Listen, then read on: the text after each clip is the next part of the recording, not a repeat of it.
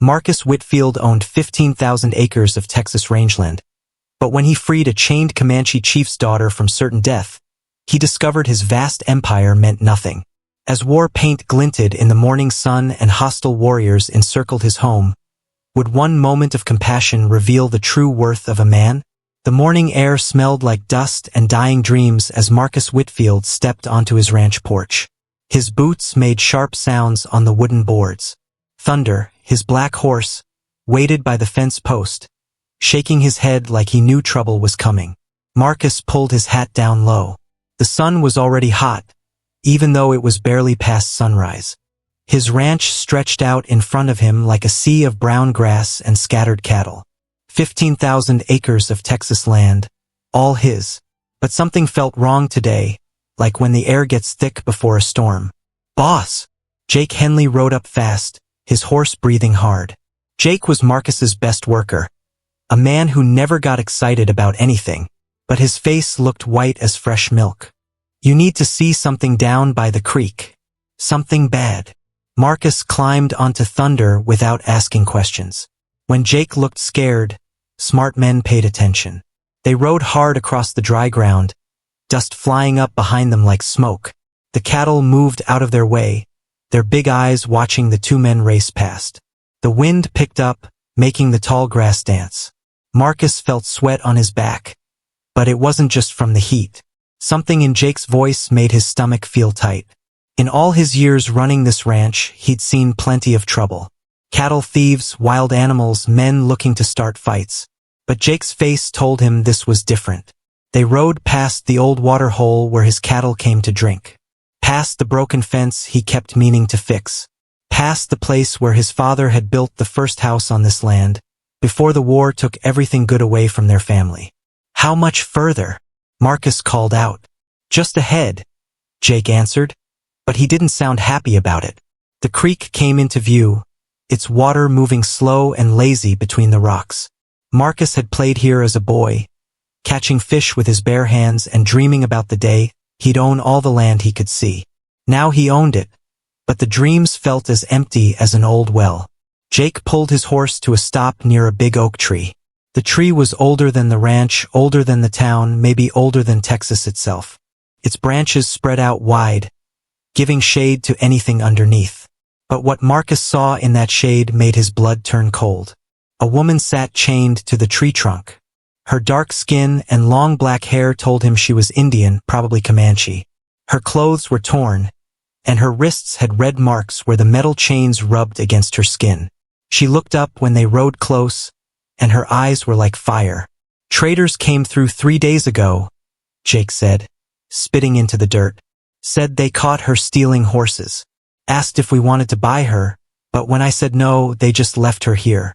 Figured the sun would kill her, or maybe the wolves." Marcus felt anger rise in his chest like hot coffee. He'd seen plenty of bad things in his life. The war had shown him how cruel men could be to each other. But leaving someone chained to die in the heat was something only the worst kind of person would do. "Get the key," he told Jake. "Boss, she's Comanche. Her people killed the Anderson family last month. Burned their house right to the ground." Marcus looked at the woman again. She was young, maybe 20 years old. Her back was straight even though she had to be tired and thirsty. She watched him like a wild cat, ready to fight even with chains on her hands. "I don't care what her people did," Marcus said. "No person should be left to die like an animal." Jake shook his head but pulled out a small key from his pocket. "Traders said this would open the lock. But Marcus, if we let her go, she might bring her whole tribe down on us." Marcus climbed down from his horse and walked toward the woman. She didn't move, but her eyes followed every step he took. When he got close, she spoke in clear English that surprised him. "Why do you help me, white man?" Her voice was strong, not weak like someone who'd been sitting in chains for 3 days should sound. Marcus knelt down and took the key from Jake. The lock was old and rusty, but it turned with a loud click. "Because it's right," he said simply. When the chains fell away, she rubbed her wrists but didn't try to run. Instead, she stood up slowly, like a queen getting up from her throne. She was tall for a woman, and she moved like someone used to being in charge. Marcus offered her his water bottle. She looked at it for a long moment, then took it and drank deeply. When she handed it back, she studied his face like she was trying to read words written there. "What's your name?" Marcus asked. "Ayana," she said. "It means eternal flower in my language." "What do they call you?" "Marcus Whitfield. This is my land." Ayana looked around at the cattle and the wide open spaces. "Your land," she repeated. But the way she said it made it sound like a question. The sun was getting higher, and the heat was starting to press down on them like a heavy blanket. Marcus knew he had to make a choice. He could give her some food and water and send her on her way. That would be the safe thing to do. Or he could do something that might change everything. "You can come back to the house," he said. "Get cleaned up, get some real food. Rest until you're strong enough to travel." Jake made a sound like he was choking. "Boss, you can't be serious." But Marcus was serious. Looking at Ayana, seeing the proud way she held her head and the fire in her dark eyes, he felt something he hadn't felt in years. Like maybe there was still some good he could do in this world. "Can you ride?" he asked her. Ayana's lips curved up in what might have been a smile. "I was riding horses before you could walk, white man." As they prepared to head back to the ranch house, Marcus wondered if he was making the biggest mistake of his life. But when he looked at the chains lying empty on the ground, he knew he couldn't have done anything else. What he didn't know was that freeing Ayana would bring consequences he never imagined. Jake's horse danced sideways as they rode back toward the ranch house. Like the animal could sense his rider's worry. "Marcus, the boys aren't going to like this," he said for the third time. "Having a Comanche woman on the ranch. It's asking for trouble." Ayana rode Jake's spare horse with the easy grace of someone born in the saddle. She sat straight and tall, her dark hair flowing behind her in the wind. Every few minutes, she would look around at the cattle and the land, and Marcus could see her thinking about something. "Let me worry about the boys," Marcus told Jake. But inside, he knew his foreman was right. The ranch hands were good men, but they were also scared men. Every settler in Texas had heard stories about Comanche raids. Women and children taken in the night. Houses burned. Families destroyed. The ranch house came into view, sitting like a small fort on the hill. Marcus had built it strong, with thick walls and narrow windows. Not because he was afraid, but because a man had to be practical about living on the frontier. The bunkhouse where his workers slept sat off to one side, and the barn and corral completed the little settlement.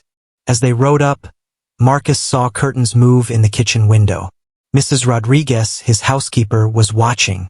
She was a smart woman who had worked for his family since before the war. If anyone would understand what he was doing, it would be her. 3 of his ranch hands were fixing a fence near the corral. They stopped working when they saw the small group approaching. Their eyes went wide when they noticed Ayana, and Marcus saw hands move toward gun belts. "Easy, boys," Marcus called out. "We have a guest." Tom Bradley, the youngest of his workers, stepped forward. His face was red with anger and fear. "Boss, that's a Comanche. My brother was killed by Comanche raiders 2 years ago."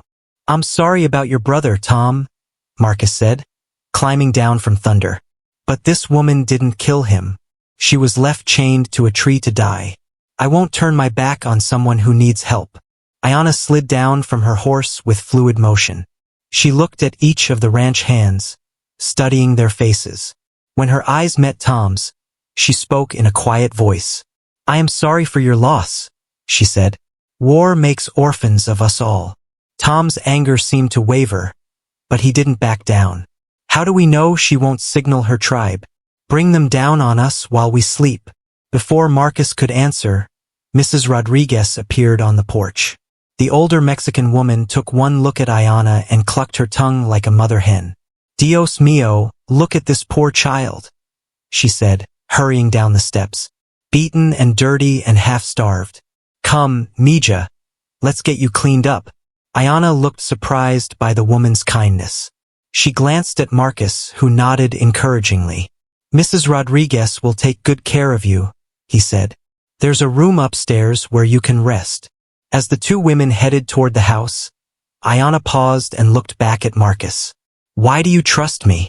It was a fair question. Marcus thought about it for a moment. Because someone chained you to a tree and left you to die, and you're still alive. That takes strength. I respect strength.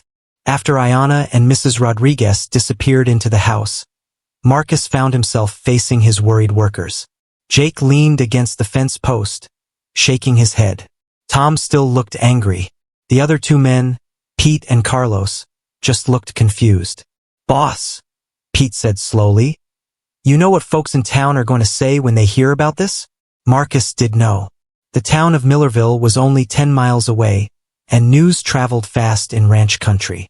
By tomorrow, everyone would know that Marcus Whitfield was harboring a Comanche woman. Some would call him crazy. Others would call him a traitor to his own kind. Let them talk, Marcus said. A man has to live with his own choices. But what if she really does bring her tribe here? Carlos asked. What if they come looking for her? That thought had been nagging at Marcus too. Comanche warriors were known for their skill in battle and their loyalty to their people. If they came looking for Ayanna, his small group of ranch hands wouldn't stand much of a chance. Then we'll deal with that when it happens, Marcus said. For now, she's hurt and tired and needs help. That's all I'm thinking about. Jake straightened up and looked his boss in the eye. Marcus, I've worked for you for 5 years. You're a good man and you've always been fair to us. But this could get us all killed. I won't force anyone to stay, Marcus replied. If you want to pack up and leave, I'll understand. I'll even pay you extra for your time. The men looked at each other. Marcus held his breath, wondering if he was about to lose his entire crew over one decision to help a stranger. Tom spoke first. I don't like it, but I won't run out on you, boss. You gave me work when nobody else would. One by one, the other men nodded agreement. Even Jake, though he still looked worried. All right then, Marcus said. Let's get back to work. And boys, I don't want anyone bothering our guest. She's been through enough. As the men scattered to their jobs, Marcus walked to the house. He found Mrs. Rodriguez in the kitchen, heating water for a bath. How is she? He asked. The older woman's face was serious. Scared, but trying not to show it. Proud like her people. And smart, Senor Marcus. Very smart. She speaks better English than some of the cowboys. Where did she learn? Missionaries, she says. They came to her tribe when she was young. Taught her to read and write too. This surprised Marcus. He'd always thought of the Comanche as pure warriors, living completely outside the white man's world. The idea that Ayanna had been educated by missionaries changed his picture of her. Senor Marcus, Mrs. Rodriguez said quietly. The girl is worried about something, more than just being captured by traitors. There is fear in her eyes that goes deeper. What kind of fear? The kind that comes from being far from home with no way to get back. Marcus looked toward the stairs, wondering what Ayanna's story really was. Why had she been alone when the traitors found her? Where was her family? And most importantly, what would happen when word spread that she was here? As if reading his thoughts, Mrs. Rodriguez placed a gentle hand on his arm.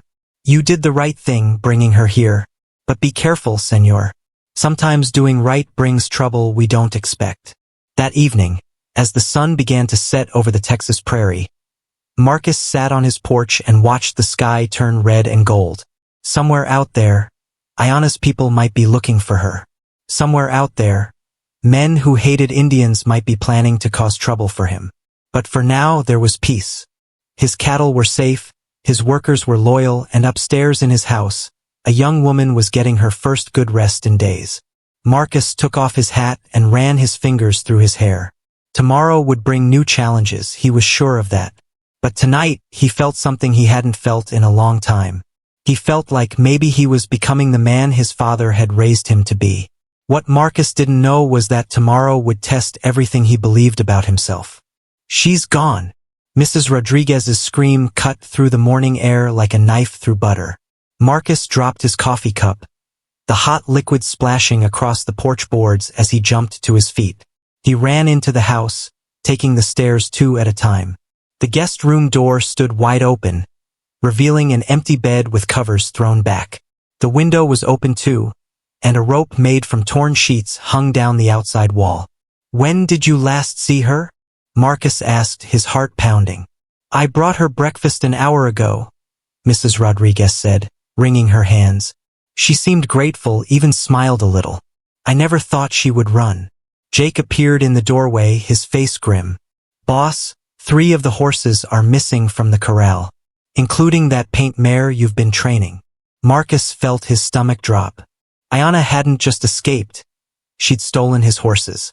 The men would never trust his judgment again.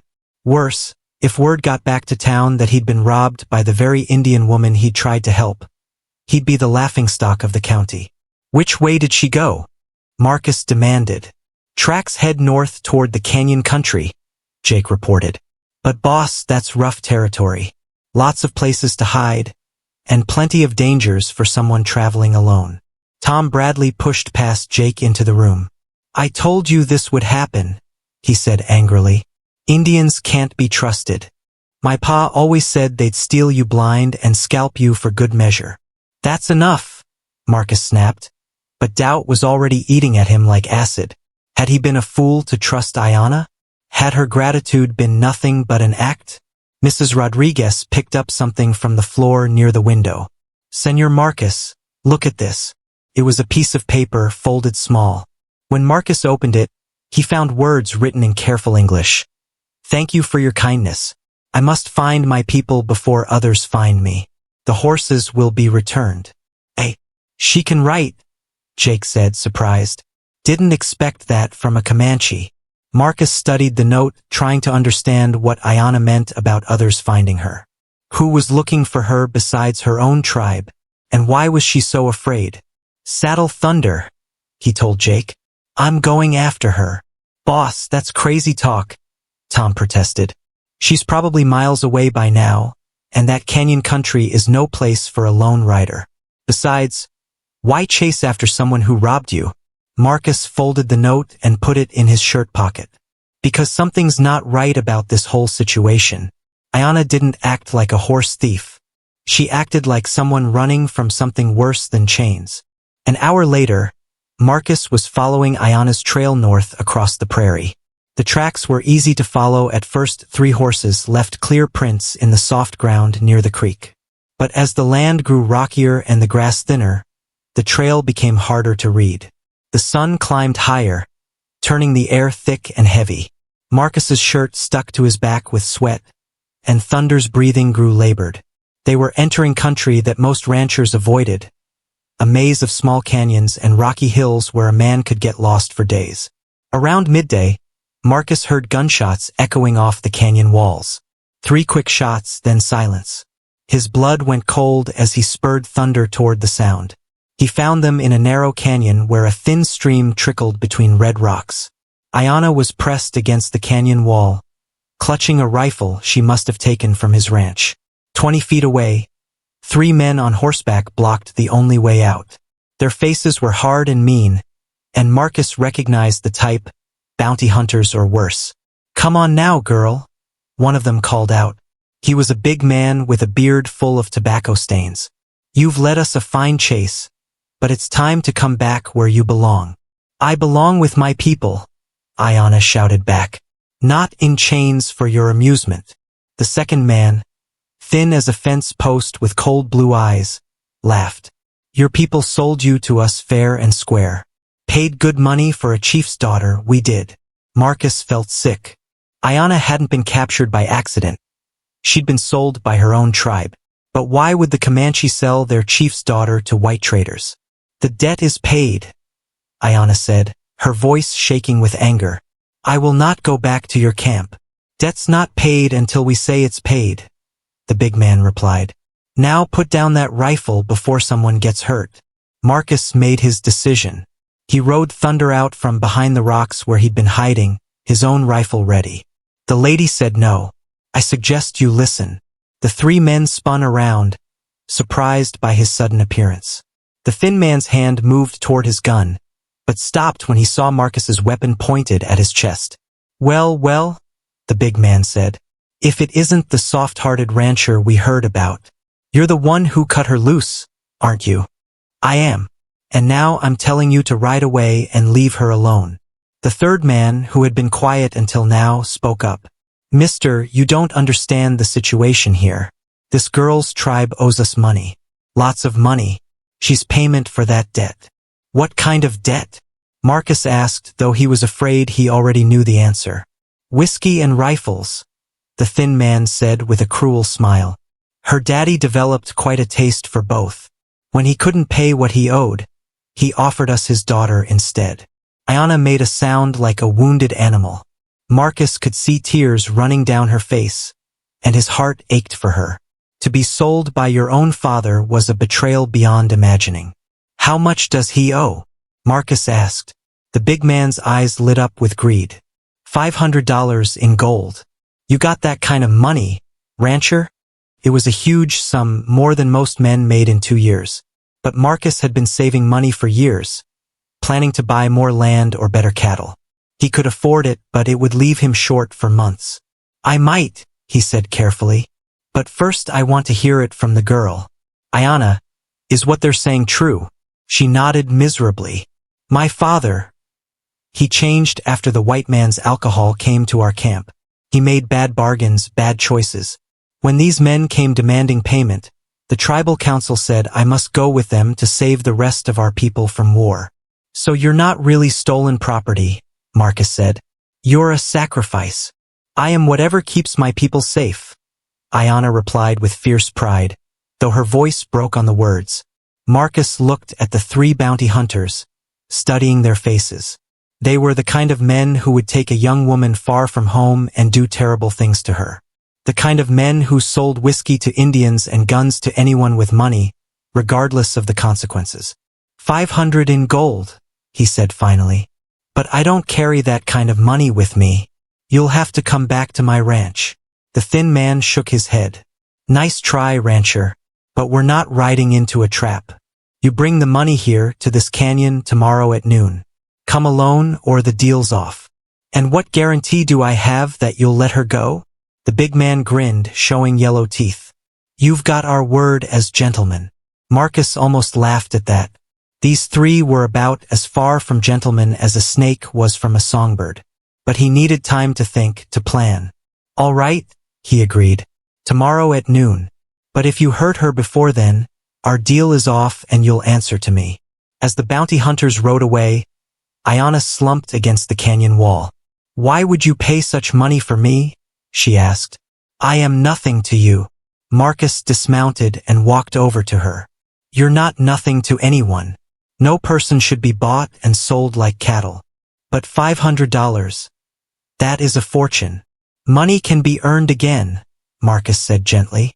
But some things, once lost, can never be replaced. Ayanna looked up at him with wonder in her dark eyes. You truly mean to buy my freedom? I do. But Ayanna, where will you go? If your own tribe sold you once, will they protect you if you return? Her face crumpled with grief and shame. I cannot go home. My father's dishonor is mine now too. I am adrift between 2 worlds, belonging to neither. Marcus felt a strange stirring in his chest, an idea forming that surprised him with its clarity. Then maybe it's time to make a new world, he said. One where honor matters more than profit, and where people help each other instead of using each other. As they prepared to ride back to the ranch, Marcus wondered if he was making another mistake. $500 was a lot of money to spend on a stranger. But looking at Ayanna's proud bearing despite her tears, he knew he couldn't do anything else. What he didn't know was that tomorrow's meeting would bring more than just an exchange of money. Blood-red war paint streaked across bronze faces as 30 Comanche warriors emerged from the morning mist like ghosts seeking vengeance. Marcus dropped his telescope, his hands suddenly shaking as he counted the feathered lances and drawn bows surrounding his ranch. Jesus, Mary, and Joseph, Jake whispered from beside him on the porch. Where the hell did they come from? The war party had moved with impossible silence across the open prairie, using the early morning fog as cover. Now they sat motionless on their painted horses, forming a perfect circle around the ranch buildings. Their leader, a man with silver streaks in his black hair and scars across his chest, raised his hand in what could have been either a greeting or a command to attack. "That's got to be her father," Marcus said, recognizing the proud way the chief held his head, so much like Ayana's defiant bearing. "Chief Tachi." Mrs. Rodriguez appeared in the doorway behind them, her face pale with fear.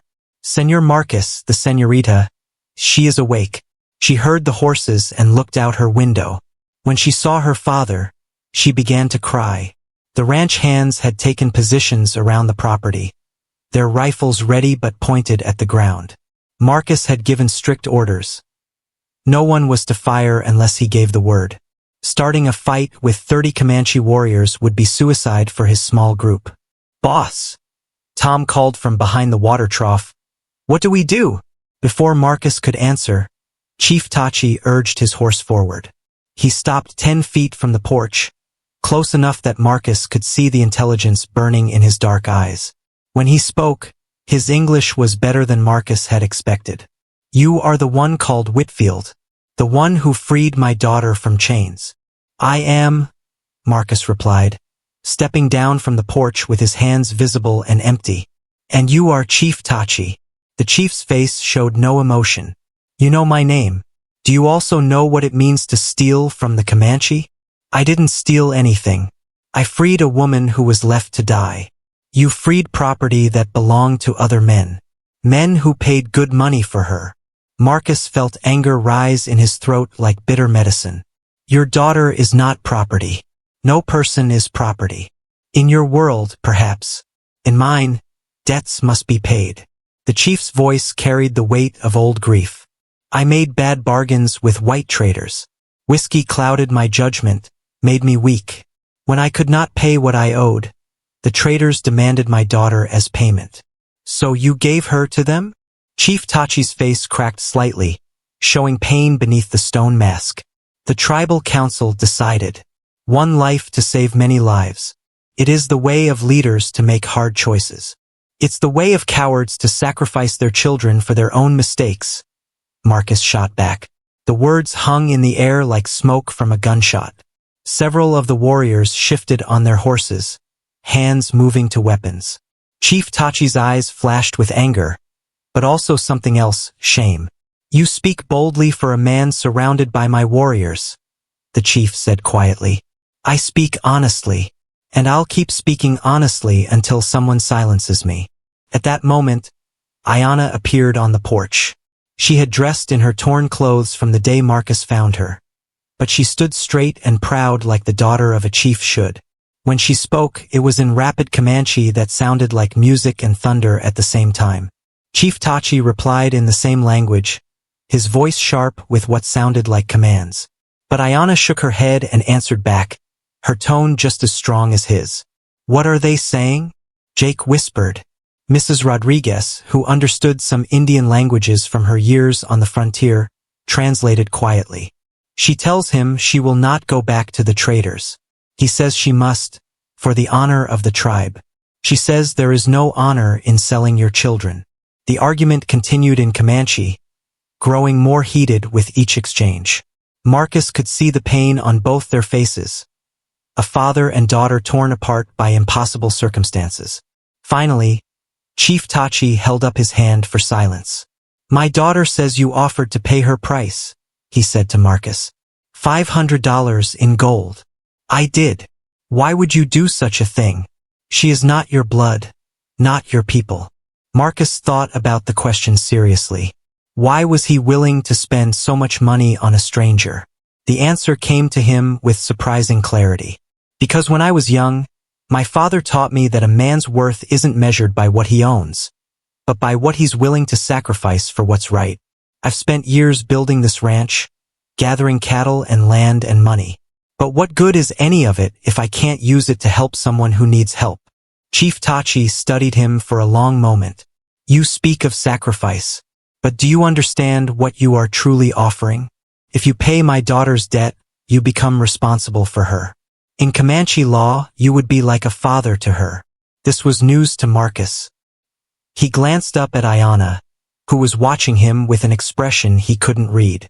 "What does that mean exactly?" It means her enemies become your enemies. Her honor becomes your honor. Her safety becomes your responsibility until she chooses a husband or finds a new tribe to accept her. Marcus felt the weight of that responsibility settling on his shoulders like a heavy coat. Taking care of Ayanna wouldn't be as simple as paying her debt and sending her on her way. It would mean protecting her, possibly for years. And if she can never return to your people? Chief Tachi's face showed real sorrow now. Then she is dead to us as I am dead to her.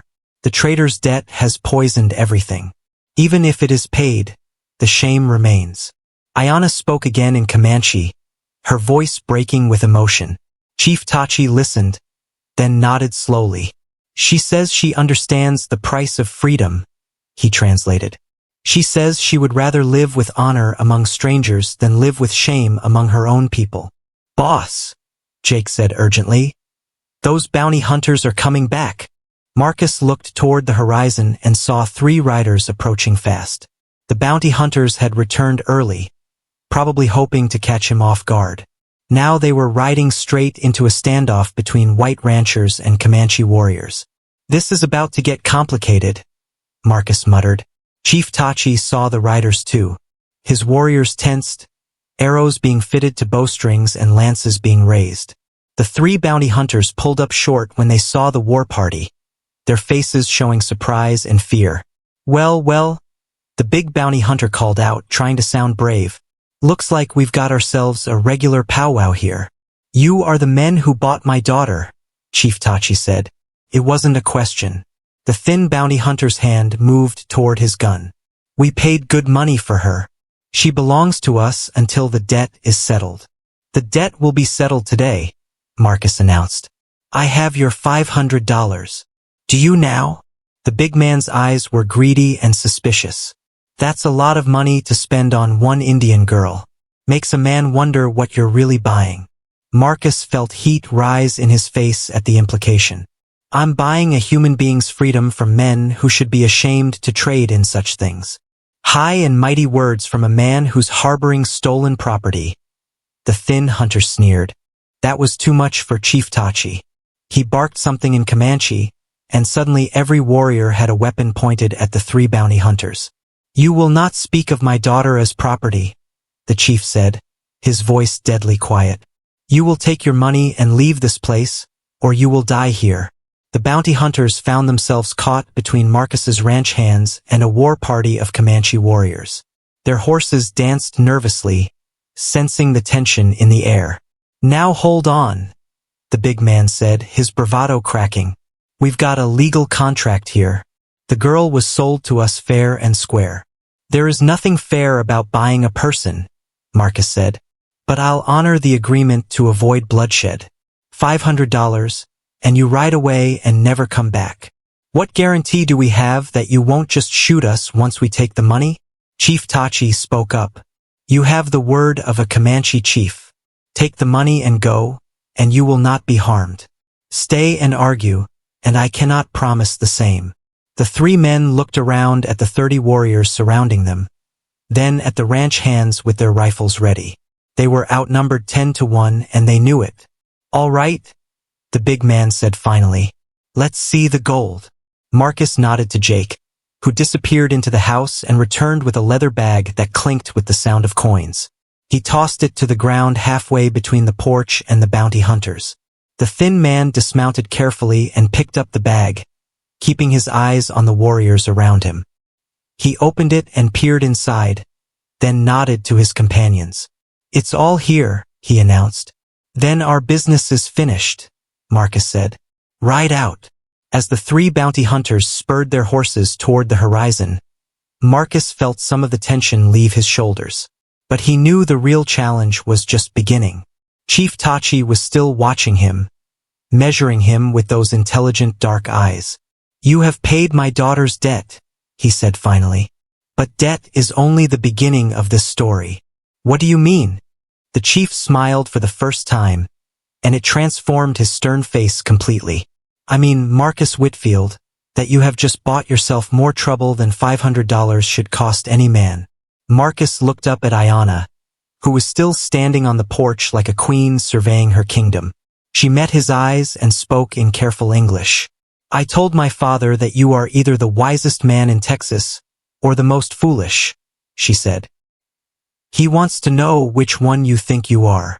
As the morning sun climbed higher and the fog finally cleared completely, Marcus realized that everything in his life had just changed forever. But was it a change for the better? Fire lit up the night sky as angry voices carried across the darkness toward Marcus's ranch. A mob of at least 50 men from town rode hard up the dusty road, their torches blazing like falling stars against the black heavens. They're coming for blood, Jake said grimly, watching through the window. Mayor Henderson's leading them, and I can see Sheriff Collins right beside him. Marcus felt his stomach twist into knots. 3 days had passed since he'd paid Ayana's debt. 3 peaceful days where he'd almost believed the worst was over. But news traveled fast in small towns, and not everyone appreciated his decision to help a Comanche woman. How many guns do we have? Marcus asked, checking his rifle. 6 men counting you and me, Tom answered from his position by the front door. Mrs. Rodriguez has your father's old shotgun, and Ayana says she can shoot. Against 50 angry townspeople? Carlos shook his head. We might as well try to stop a stampede with a fly swatter. Outside, the mob pulled up in the yard, their horses stamping and snorting in the flickering torchlight. Mayor Henderson, a fat man with a red face and expensive clothes, climbed down from his buggy like he owned the world. Marcus Whitfield, he shouted. Come out here and explain yourself. Marcus stepped onto the porch, his rifle held low but ready. Evening, Mayor. Sheriff. You're on my land, so I'll ask you to state your business. Sheriff Collins, a thin man with nervous eyes, stepped forward. Marcus, we've got reports that you're harboring a dangerous Indian. Folks are scared. Reports from who? Does it matter? Mayor Henderson puffed up like an angry rooster. You've brought shame on this whole community. Paying good money to keep a savage under your roof? What kind of man does such a thing? The kind who believes in doing what's right, Marcus replied evenly. A voice from the crowd yelled out. Right? You call helping our enemies right? My cousin died fighting Comanche raiders. Other voices joined in, growing louder and angrier. Marcus could see the fear and hatred in their faces, lit by the dancing flames of their torches. These weren't evil men, most of them. They were scared men who had lost friends and family to Indian raids over the years.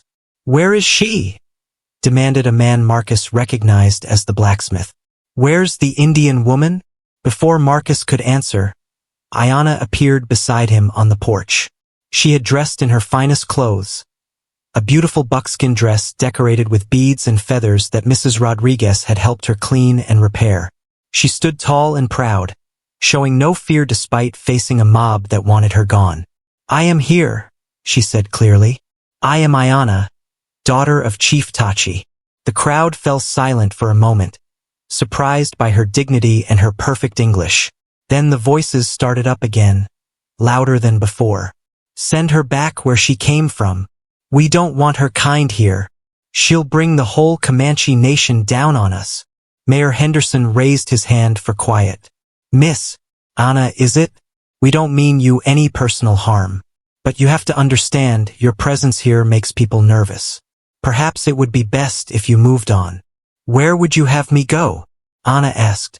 My own people have cast me out. The white world sees me as an enemy. Where does a person belong when she fits nowhere? Sheriff Collins shifted uncomfortably. That's not our problem, miss. We've got to think about the safety of our own people. And what about my safety? Anna shot back. Do I matter less because my skin is darker than yours? Mrs. Rodriguez appeared in the doorway behind them, carrying her shotgun. These people should be ashamed, she said loudly. Coming here like bandits in the night to threaten a woman who has done nothing wrong. Stay out of this, Maria, Mayor Henderson warned. This doesn't concern you. It concerns anyone with a heart, the older woman replied fiercely. This girl has been nothing but polite and helpful since she arrived. She even helped me with the cooking and cleaning. Marcus felt a surge of gratitude toward his housekeeper. In a world where everyone seemed ready to judge Ayanna by her race rather than her character, Mrs. Rodriguez's support meant everything. The point is, Mayor Henderson continued, we can't have Indians living among us. It sets a bad example. What's next? Are we going to let every savage who wanders by set up housekeeping in our town? Ayanna is not just any Indian, Marcus said firmly. She's an educated woman who speaks 3 languages and can read and write better than half the men in this crowd. Education doesn't change what she is, someone shouted from the back. And what is she? Marcus challenged. A human being who needs help? A young woman far from home? Or just a different color skin that scares you? The crowd grew restless, voices rising again. Marcus could see some of the men fingering their weapons, and he knew the situation was balanced on a knife's edge. One wrong word, one sudden movement, and people would start dying. Then Ayanna did something unexpected. She stepped forward to the edge of the porch and began to speak. Not in English, but in perfect Spanish. Mrs. Rodriguez translated for those who couldn't understand. She says she knows what it is like to be hated for something you cannot change. She says her grandmother was Mexican, captured by the Comanche as a child and raised as one of their own. She says hate only creates more hate, but understanding can build bridges. The crowd listened, surprised by this revelation. A few of the Mexican ranch hands in the group nodded thoughtfully. She also says, Mrs. Rodriguez continued, that she does not wish to bring trouble to good people. If her presence here truly endangers others, she will leave. No, Marcus said quickly. You're not going anywhere. This is your home now, for as long as you want it to be. Sheriff Collins stepped closer to the porch. Marcus, be reasonable. Maybe we can work out some kind of compromise. What if she stayed in town under official protection? That way we could keep an eye on her. Keep an eye on her? Marcus laughed bitterly. You mean keep her locked up like a prisoner? No thank you. Mayor Henderson's face grew red with anger. Then you leave us no choice.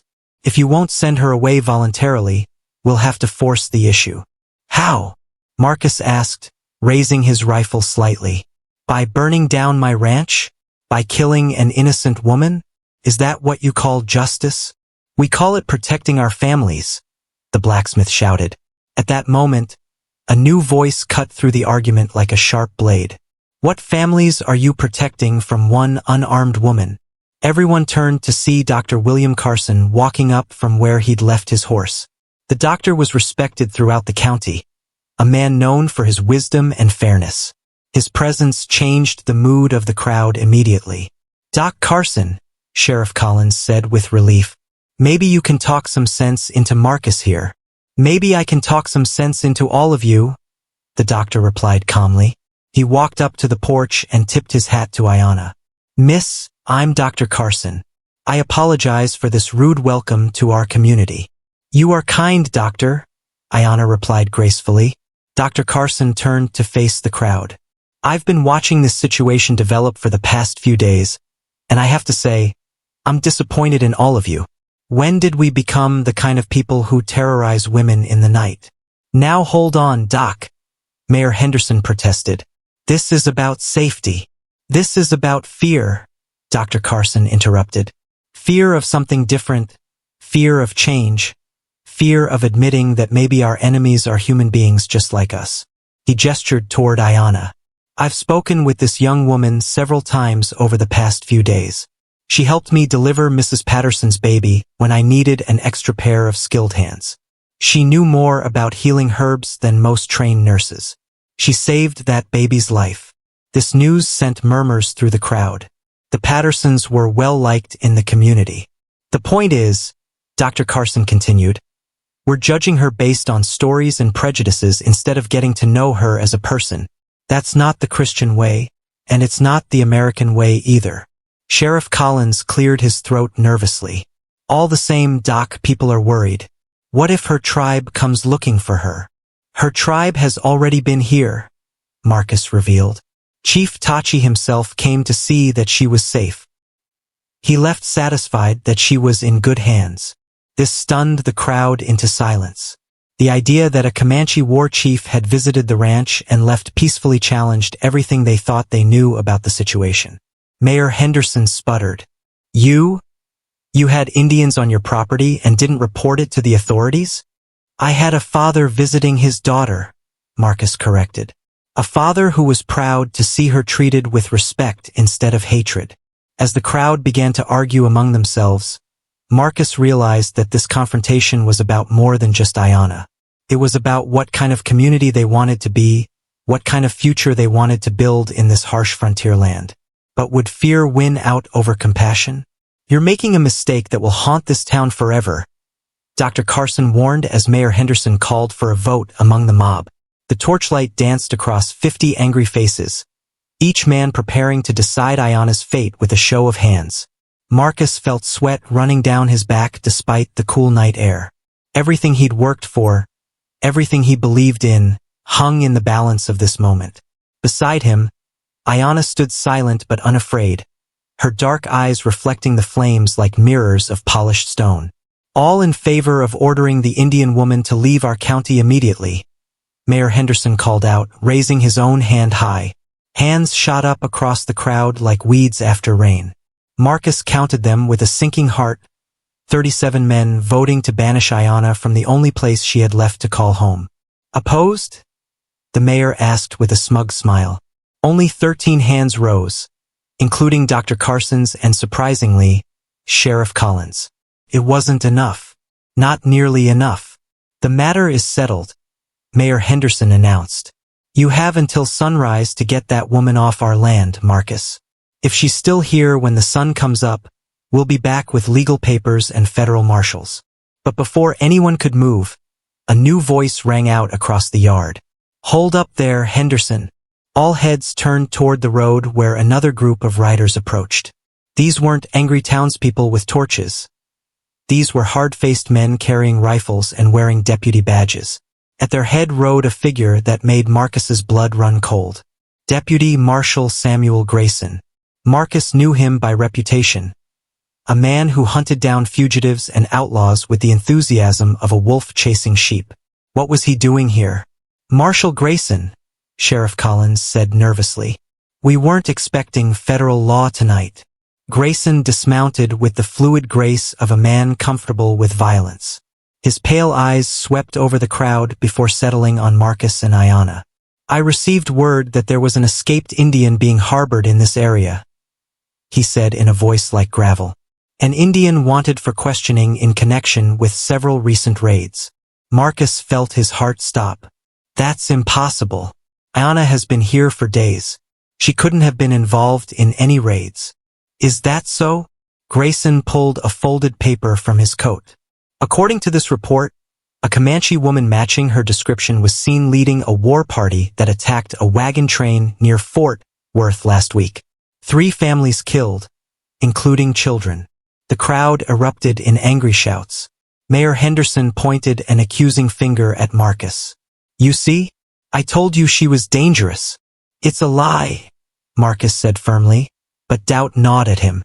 How well did he really know Ayanna? Could she have been involved in something terrible before he found her? Ayanna stepped forward, her voice cutting through the chaos. I was chained to a tree for 3 days before this man found me. How could I have been anywhere near Fort Worth? Chains can be cut, Grayson replied coldly. Stories can be invented. The fact remains that you match the description of a wanted criminal. Dr. Carson moved closer to the porch. Marshal, what evidence do you have besides a general description? Surely you need more than that to make an arrest. I have witness testimony, Grayson said, pulling out another paper. A survivor of the attack who swears he saw a young Comanche woman with distinctive beadwork on her dress giving orders to the raiders. All eyes turned to Ayanna's dress with its beautiful beaded patterns. Marcus felt the world spinning around him. The beadwork was indeed distinctive. Had someone seen it before and remembered it? Let me see that witness statement, Dr. Carson demanded. Grayson handed over the paper reluctantly. The doctor read it carefully, his frown deepening with each line. This is dated 5 days ago, Dr. Carson announced. but it describes an attack that supposedly happened over a week ago. How does a man give testimony about an attack he witnessed before it actually occurred? The crowd fell silent as the implications sank in. Grayson's face flushed red with anger and embarrassment. There must be some mistake in the dating. The only mistake here is yours, Marshal, Mrs. Rodriguez called out from the porch. This girl has been in my kitchen every day for the past week. I can swear to that before God and any judge you want to name. Jake stepped forward from his position by the door. She's been helping with the ranch work too. Fixed a broken harness with skills I've never seen before. Been right here the whole time. One by one, Marcus's ranch hands began speaking up, confirming Ayana's presence at the ranch. Even Tom, who had been the most suspicious of her at first, vouched for her character. Marshal Grayson looked around at the growing support for Ayana, his face dark with frustration. Well, maybe she wasn't at Fort Worth, but that doesn't mean she's not dangerous. Comanche women are taught to fight from childhood. So are Texas women, Mrs. Rodriguez shot back. Should we arrest them all too? Dr. Carson handed the fake witness statement back to Grayson. Marshal, I suggest you return to whoever gave you this false information and ask them some hard questions. Someone wanted this woman arrested badly enough to forge evidence. Who would do such a thing? Sheriff Collins asked. Marcus felt a cold realization wash over him. The bounty hunters, he said slowly. They were angry about losing their property. This is their revenge. You can't prove that, Grayson protested, but his voice lacked conviction. Can't I? Marcus pulled out the note Ayana had left when she escaped from his ranch. Those 3 men who sold her knew she could read and write. They probably figured out she'd left this note and used it to forge the witness statement. Dr. Carson examined the handwriting on both papers under the torchlight. The letter formation is remarkably similar, he observed, almost as if the same person wrote both documents, but tried to disguise their writing on one of them. The crowd began to murmur among themselves, their anger shifting from Ayana to the realization that they'd been manipulated by outside forces. Mayor Henderson cleared his throat loudly. Well, this is all very interesting, but it doesn't change the basic problem. We still have an Indian living in our midst, and that makes people nervous. Then maybe it's time people got used to being nervous, a new voice said from the darkness. Chief Tachi emerged from the shadows beyond the torchlight, moving so quietly that he seemed to materialize from thin air. He was alone, but his presence commanded instant attention from everyone in the yard. Chief Tachi, Marcus said with genuine relief, I didn't expect to see you again so soon. I came because my scouts reported large groups of white men gathering near my daughter's new home, the chief replied calmly. I wanted to see if you were keeping your promise to protect her. Marshal Grayson's hand moved toward his gun, but Chief Tachi held up an empty palm. I come in peace, lawman. I wish only to speak with my daughter and the man who bought her freedom. This is highly irregular, Grayson protested. We can't just have Indians wandering around whenever they please. You can when those Indians are trying to prevent bloodshed, Chief Tachi replied. My daughter has told me of the kindness she has found here. It would sadden me greatly if harm came to those who showed her mercy. The implied threat hung in the air like smoke. Everyone present knew that Chief Tachi commanded hundreds of warriors, and that his word could mean the difference between peace and war in the region. Dr. Carson stepped forward. Chief, perhaps you could help us resolve this situation. Your daughter has been accused of participating in raids against white settlers. Can you shed any light on this? Chief Tachi's face grew stern. My daughter has not ridden with war parties for many moons. Since before her capture by the traders, she had been learning the ways of peace from the mission teachers. She speaks against war in our tribal councils. Then who attacked the wagon train? Sheriff Collins asked. Raiders exist among all peoples, Chief Tachi replied diplomatically. But they do not represent the wishes of the Comanche nation any more than outlaws represent all white men. Marcus felt pieces of a puzzle clicking together in his mind. Chief, when you sold Ayana to the traders, were there others who disagreed with that decision? The chief's face darkened. There were some young warriors who felt it was wrong to sell the daughter of a chief, even to pay debts. They spoke of taking revenge against the traitors. "What if," Marcus said slowly, "what if those warriors attacked the wagon train as revenge? And what if the traitors blamed Ayanna to cover up their own role in causing the attack?" Dr. Carson nodded thoughtfully. It would explain why they were so eager to forge evidence against her. They needed a scapegoat to deflect attention from their own actions. Marshal Grayson looked uncertain for the first time since his arrival. "You're asking me to believe in a pretty complicated conspiracy." "I'm asking you to believe in justice," Marcus replied, "and to investigate the real criminals instead of persecuting an innocent woman." Chief Tachi walked closer to the porch where Ayanna stood. Father and daughter looked at each other for a long moment, years of pain and love passing between them in silence. "I have made many mistakes, my daughter," he said finally in English so all could understand. "But allowing you to stay with this good man is not one of them." Ayanna's eyes filled with tears. "Father, you have found honor among strangers," he continued. "That is worth more than all the horses and gold in the world."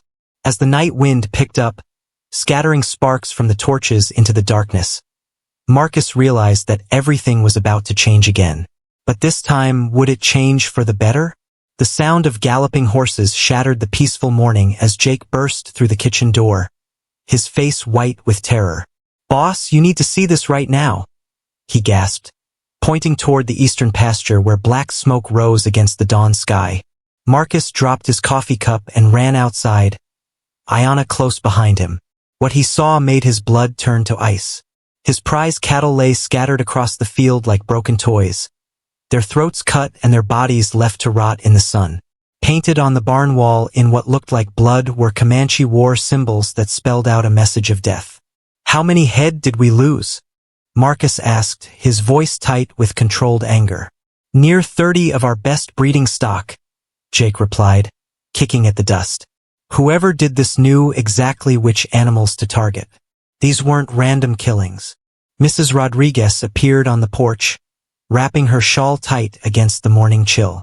"Senor Marcus, there are men coming from town again, but this time they look different. Angrier." Sure enough, dust clouds on the horizon announced the approach of another mob.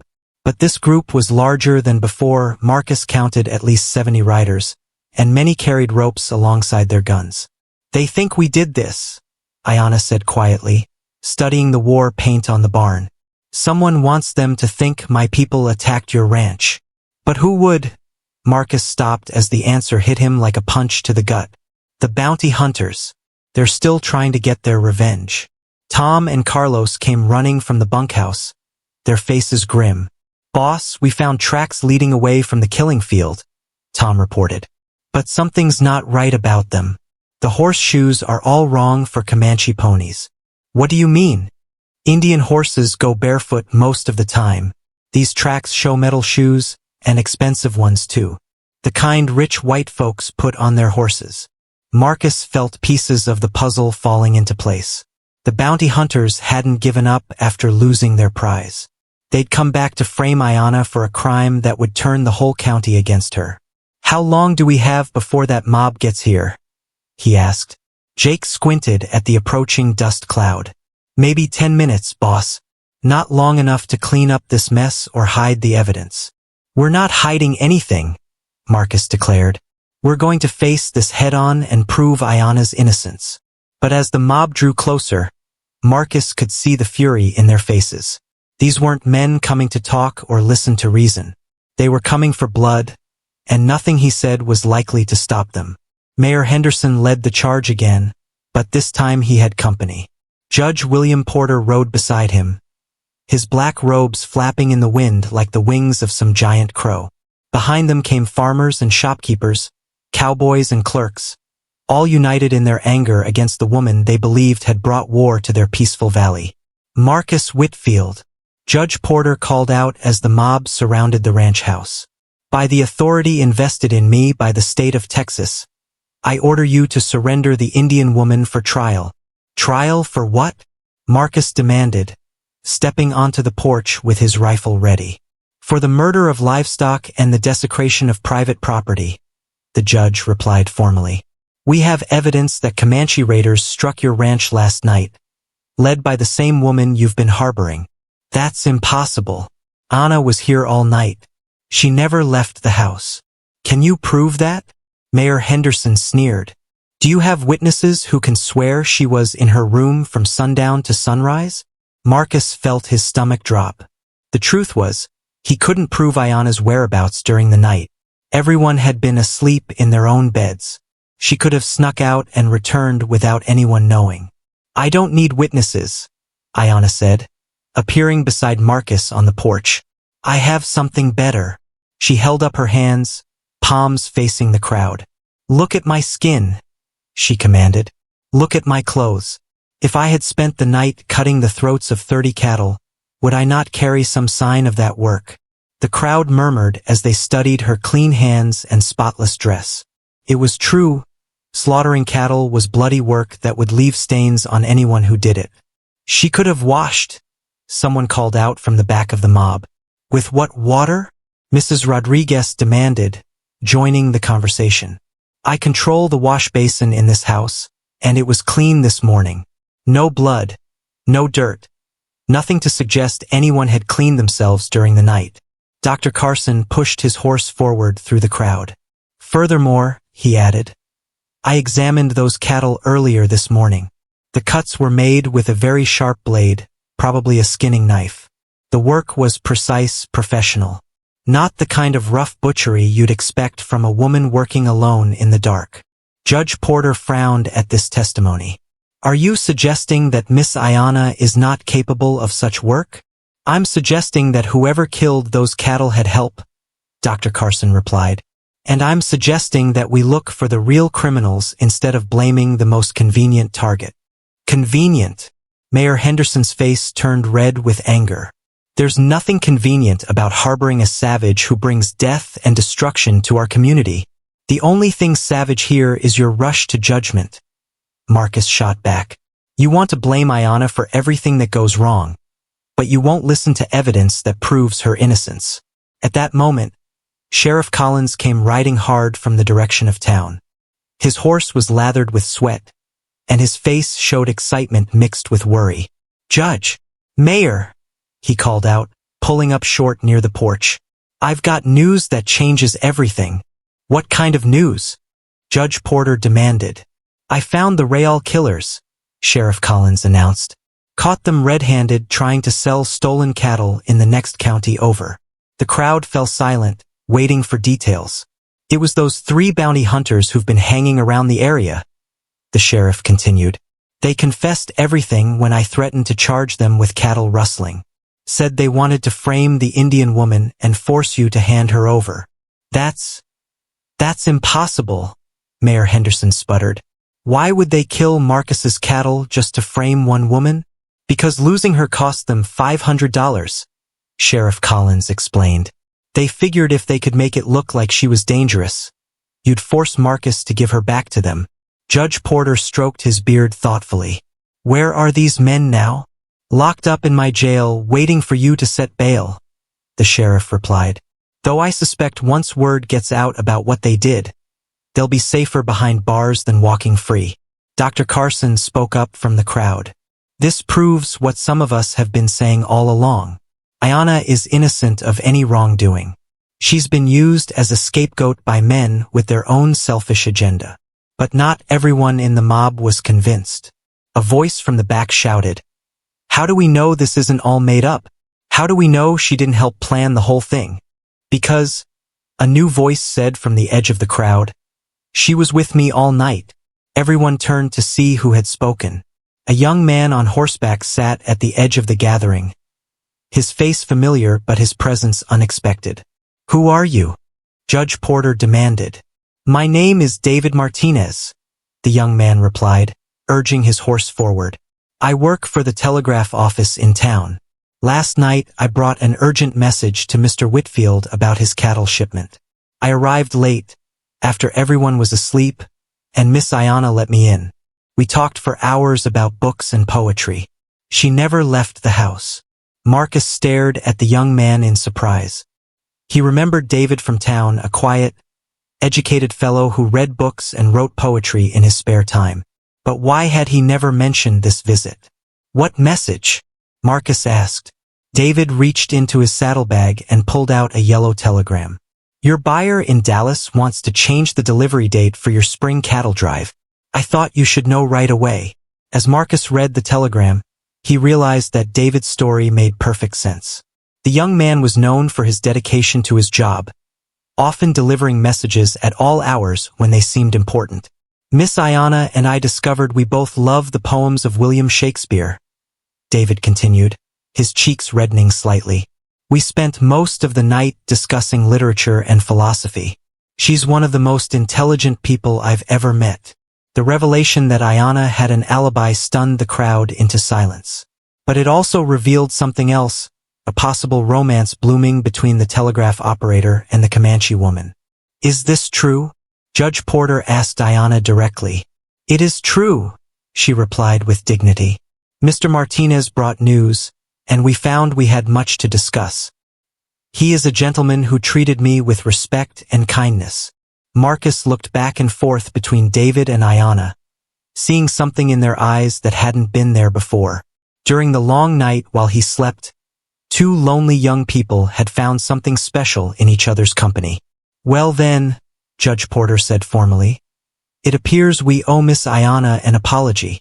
The evidence clearly shows her innocence in this matter. But as the crowd began to disperse, Marcus noticed that not everyone looked satisfied with this resolution. Some faces still showed anger and suspicion, and he knew that clearing Ayanna's name in this incident wouldn't end the deeper prejudices that divided their community. The real question was whether love could build bridges that fear had burned down. They're going to get married, Mrs. Rodriguez announced with joy sparkling in her eyes as she burst into the kitchen where Marcus sat drinking his morning coffee. 3 weeks had passed since the cattle-killing incident, and David Martinez had become a daily visitor to the ranch. Marcus nearly choked on his coffee. Married? Ayanna and David. Si, senor. He asked her last night under the big oak tree by the creek. The same tree where you first found her in chains. Mrs. Rodriguez wiped happy tears from her cheeks. Is it not beautiful? Love blooming where there was once only suffering. Through the window, Marcus could see Ayanna and David walking hand in hand near the corral, their heads close together as they talked and laughed. The sight filled him with an unexpected mix of happiness and sadness. When? He asked simply. Next month, if you will allow it. They want to hold the ceremony here on the ranch, with both white and Comanche traditions. David has already spoken to his family, and they have agreed to accept Ayanna as his wife. Marcus set down his coffee cup, his mind spinning with the implications. A marriage between a white man and a Comanche woman would be controversial enough, but holding the ceremony on his property would make him a direct participant in something many people would see as scandalous. What about the town?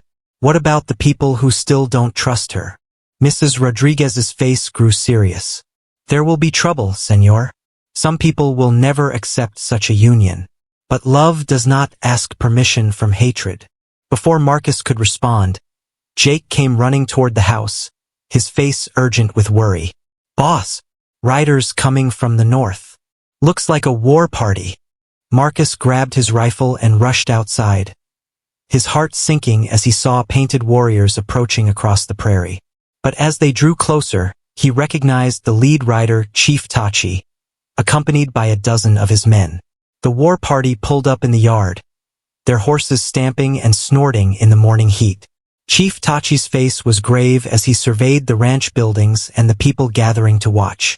I come seeking my daughter, he announced in his formal English. Word has reached our camp that she plans to marry a white man. Ayanna stepped forward from where she'd been standing with David, her chin raised proudly. It is true, father. David has asked me to be his wife, and I have accepted. This cannot be, the chief replied sternly. You are the daughter of a Comanche chief. Your children should be raised as Comanche, not as white settlers. My children will be raised to honor both worlds, Ayanna said firmly. They will know their heritage, but they will also know peace. Chief Tachi's eyes flashed with anger. Peace? You think marrying a white man will bring peace? You think abandoning your people will solve the problems between our races? David stepped protectively beside Ayanna, his face pale but determined. Chief Tachi, I love your daughter with all my heart. I promise to honor her heritage and respect her traditions. Words. The chief spat. What do white man's words mean? Your people break treaties like twigs in the wind. Marcus moved between the two groups, feeling the tension building like heat before a thunderstorm. Chief, I understand your concerns, but David is a good man. He's proven his character through his actions, not just his words. Has he? Chief Tachi's gaze turned to David with cold calculation. Young man, what do you know of Comanche ways?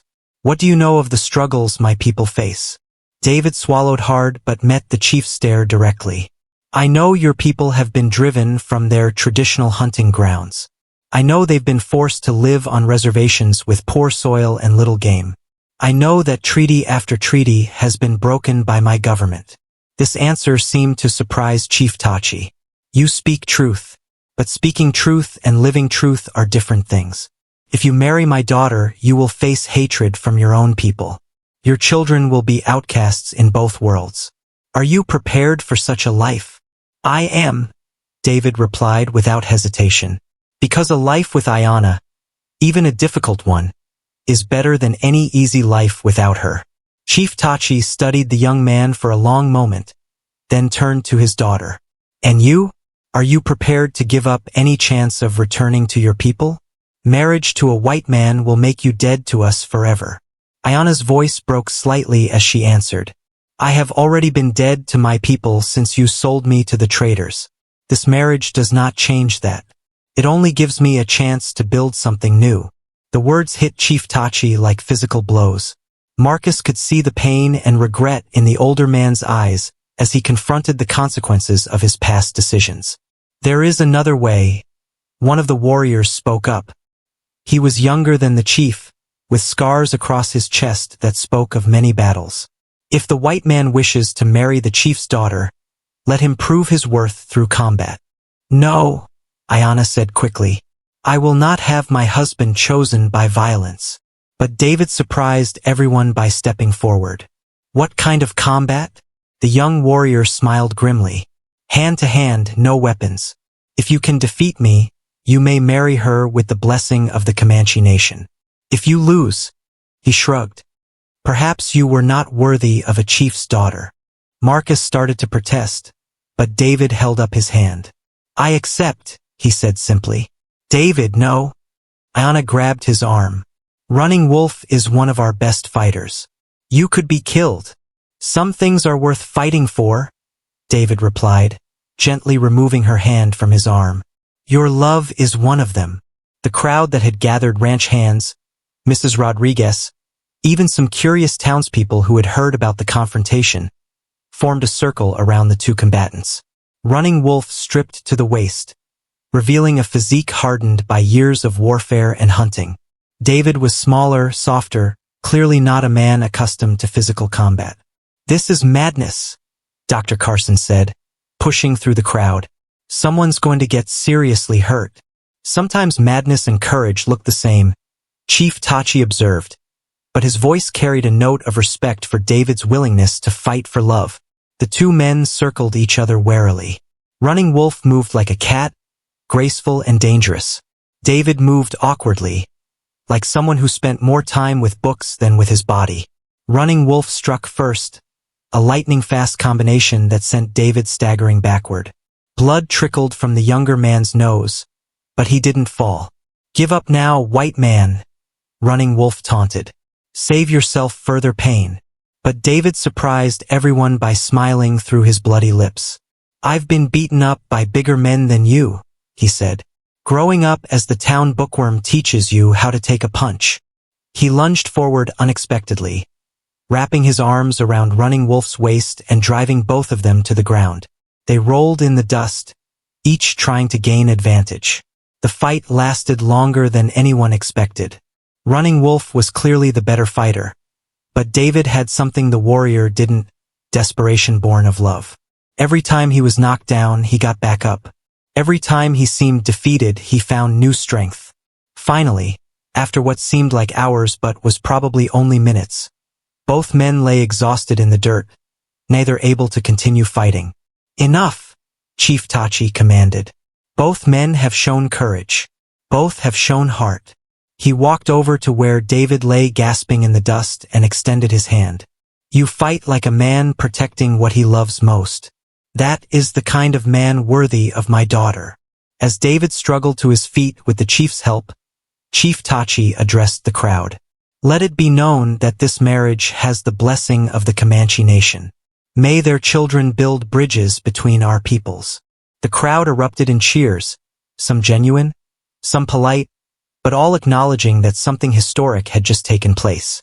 But as Marcus watched Ayanna embrace her battered but victorious fiancé, he couldn't shake the feeling that this was only the beginning of their challenges. Would love really be enough to overcome the prejudices and hatred that still divided their world? White flower petals danced in the autumn breeze as Ayanna walked down the aisle between two worlds, her wedding dress a stunning blend of white silk and traditional Comanche beadwork that sparkled like stars in the afternoon sun. But the beauty of the moment couldn't hide the tension crackling through the air like lightning before a storm. On one side of the makeshift aisle sat David's family and friends from town, well-dressed folks in their Sunday best, their faces showing everything from genuine happiness to barely concealed disapproval. On the other side, Chief Tachi and his warriors sat on colorful blankets, their presence a bold statement that this union had the blessing of the Comanche nation. Marcus stood near the altar they'd built under the old oak tree, watching as two very different cultures tried to come together in celebration. Dr. Carson had agreed to perform the ceremony, combining Christian traditions with Comanche customs that Ayanna had explained to them. But as the bride approached her groom, Marcus noticed movement at the edge of the gathering. Sheriff Collins was riding hard toward the ranch, his face grim with urgent news. "Dearly beloved," Dr. Carson began, raising his voice to be heard over the whispered conversations, "we are gathered here today to witness the union of two hearts that refuse to be divided by the boundaries others have drawn." David stood tall despite the bruises still visible on his face from his fight with Running Wolf. His eyes never left Ayanna as she approached, her father walking proudly beside her despite the pain Marcus knew this separation caused him. "Do you, David Martinez, take this woman to be your wife, in good times and bad, in sickness and health, for as long as you both shall live?" "I do," David said firmly, his voice carrying across the gathering.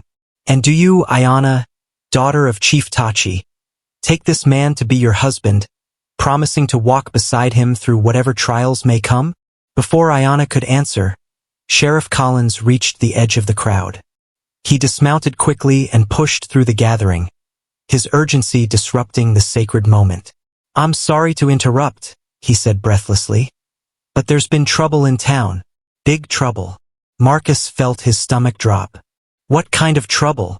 "Federal agents raided the telegraph office an hour ago. They're claiming David has been sending secret messages to hostile Indian tribes, helping them plan attacks on white settlements." The wedding guests erupted in shocked murmurs. David's face went white as fresh snow. "That's impossible," he protested. "I've never sent any such messages." "I'm afraid there's more," Sheriff Collins continued grimly. "They found coded telegrams in your desk, David. Messages that appear to be giving military information to Comanche war chiefs." Chief Tachi rose from his blanket, his hand moving instinctively to his knife handle. "This is a trap," he declared. "Someone seeks to destroy this union by dishonoring the groom." "The evidence is pretty convincing," Sheriff Collins said reluctantly. "The federal agents want to arrest David immediately. They're calling him a traitor to his own people." Ayanna grabbed David's hand, her knuckles white with fear. "Where are these agents now?" "On their way here, maybe 10 minutes behind me." Marcus's mind raced through the possibilities. Someone had planted evidence to frame David, just as they'd tried to frame Ayanna. But who would go to such lengths to destroy this marriage? "We need to see these supposed messages," Dr. Carson said firmly. "Evidence can be examined. Handwriting can be analyzed." "There's no time for that," Sheriff Collins replied. The agents have orders to arrest David on sight. They're not interested in hearing explanations. David squared his shoulders, making a decision that surprised everyone. Then I'll go with them willingly. I have nothing to hide. No, Anna cried out. If they take you, we may never see each other again.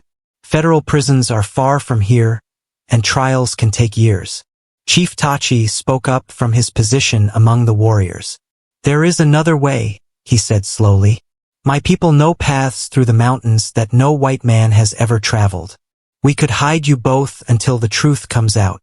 That would make us fugitives, David protested.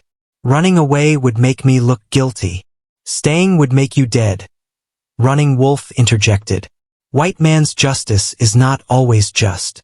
Marcus found himself caught between loyalty to his friend and respect for the law. But as he looked at the fear in Ayana's eyes and the determination in David's face, he knew what he had to do. There's a third option, he announced. We finish this wedding right now before the agents arrive. Whatever happens after that, at least David and Ayana will be husband and wife. Dr. Carson nodded understanding. The ceremony can be completed in minutes if we skip the formal speeches. Do it, Chief Tachi commanded. Let them be bound before their enemies can separate them. Dr. Carson turned back to the couple with renewed urgency. Ayana, do you take David as your husband? I do, she said without hesitation, tears streaming down her face. By the power vested in me by God and the state of Texas, I pronounce you husband and wife. David, you may kiss your bride. As the newlyweds embraced, the sound of approaching hoofbeats grew louder. The federal agents were almost upon them. What now? David asked, still holding his wife close. Marcus made a decision that would change everything. Chief Tachi, can your warriors get them safely to the mountains? It can be done, the chief replied. But it will mean war between my people and the white authorities. Not if I go with you, Marcus said, surprising everyone including himself. If I'm there as a witness, as someone willing to vouch for David's innocence, it changes the story. Mrs. Rodriguez stepped forward from the crowd. And I will go too, she declared. These children will need someone to cook for them and keep them warm. Jake shook his head in amazement. Boss, you're talking about abandoning everything you've built here. What good is everything I've built if I can't use it to help friends in need? Marcus replied. The federal agents appeared at the top of the hill, their badges glinting in the sunlight as they spurred their horses toward the gathering. Decide now, Chief Tachi urged. Stay and face false justice, or come with us and seek truth in the wilderness. David looked at his new wife, then at Marcus, then at the approaching lawmen. I won't run from false charges, he said finally, but I won't let them separate me from Ayana either. Then we fight, Running Wolf declared, reaching for his weapon. No, David said firmly. No violence. If we start a war here, innocent people will die. The federal agents rode into the wedding gathering. Their leader a hard-faced man with cold blue eyes and a badge that read, Special Agent Morrison. David Martinez, he called out in a voice like breaking glass. You're under arrest for treason against the United States of America. As the agents dismounted with their hands on their guns, Marcus realized that the real test of courage was about to begin. But before anyone could move, Ayana stepped forward with something in her hand that made Agent Morrison's face go pale. Perhaps you should see this first, she said calmly, holding up a folded paper. What was written on that paper that could change everything? This is the real evidence, Ayana announced, unfolding the paper with steady hands despite the guns pointed in her direction. The evidence that proves who has been sending those false messages and why. Agent Morrison's face twitched with something that might have been fear. Whatever that is, it doesn't change the facts. Your husband is a traitor who's been helping hostile Indians plan attacks on innocent settlers. My husband has been helping me translate love letters, Ayana replied with quiet dignity. Love letters between your own daughter and a young Comanche brave named Swift Arrow. The words hit Agent Morrison like a physical blow. The color drained from his face as he stared at the paper in Ayana's hands. That's impossible, he stammered. Dr. Carson stepped forward, his medical training making him naturally curious about evidence. "May I examine this document?" Ayanna handed him the paper, which he read carefully before announcing his findings to the gathering. "This appears to be a love letter written in English, then translated into Comanche symbols. It's signed Your Devoted Rebecca, and addressed to My Dearest Swift Arrow. Where did you get this?" Agent Morrison demanded, his hand moving toward his gun.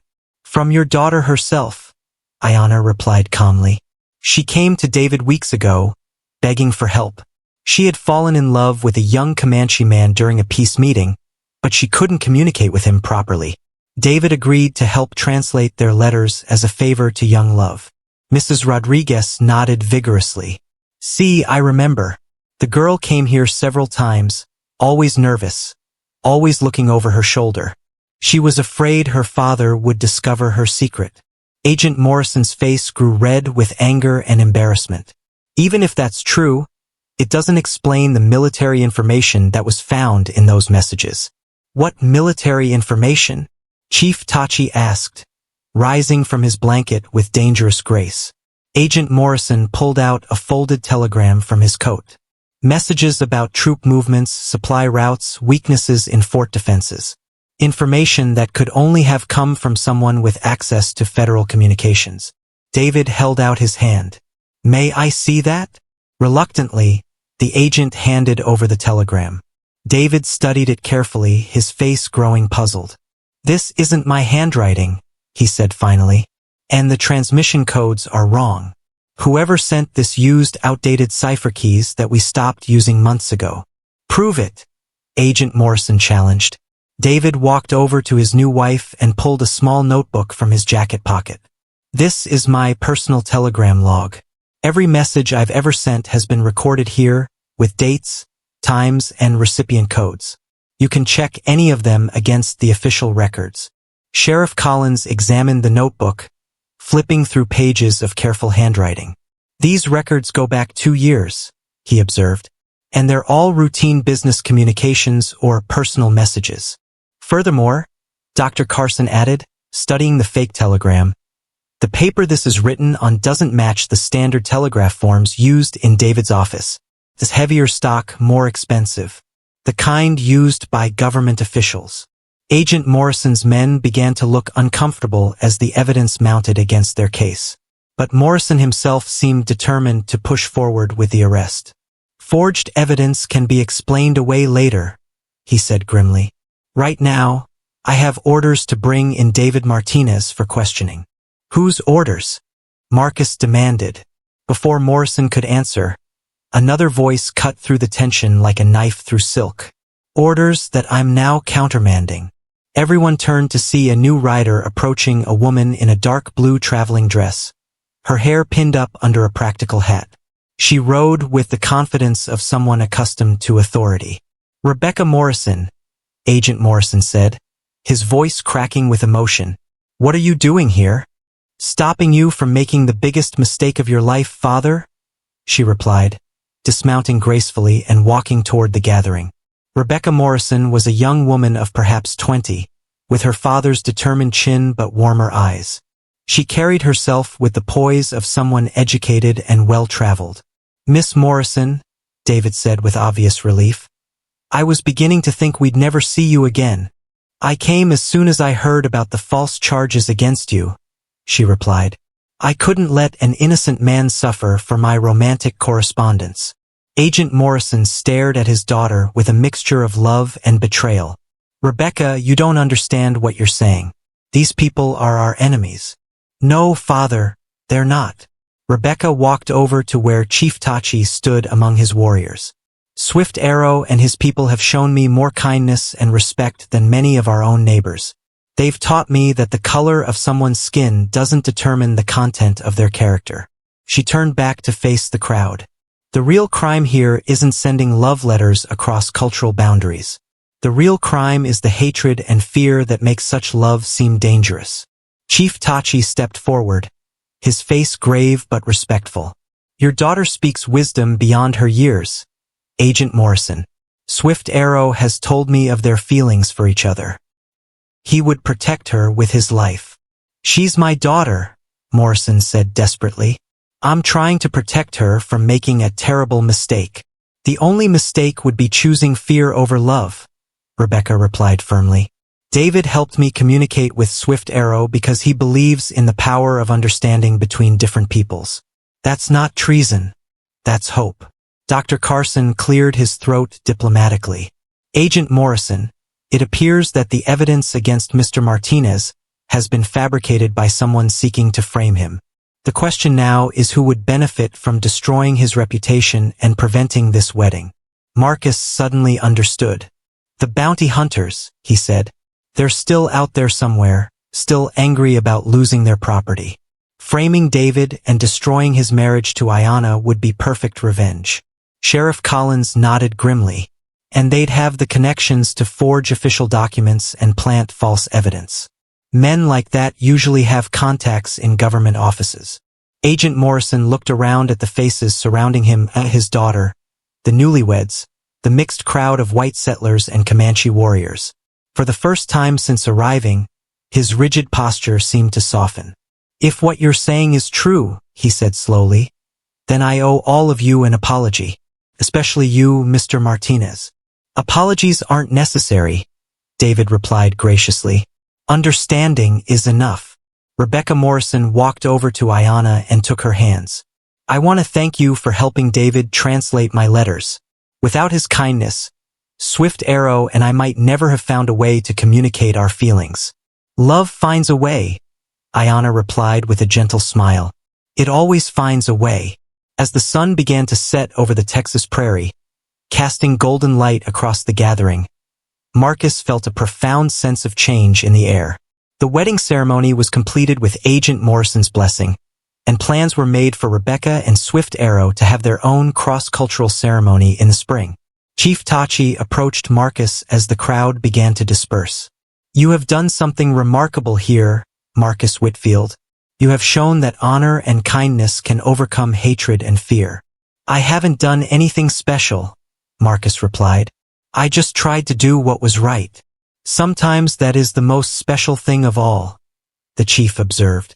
As the last guests departed and the stars began to appear in the darkening sky, Marcus stood on his porch and reflected on everything that had happened.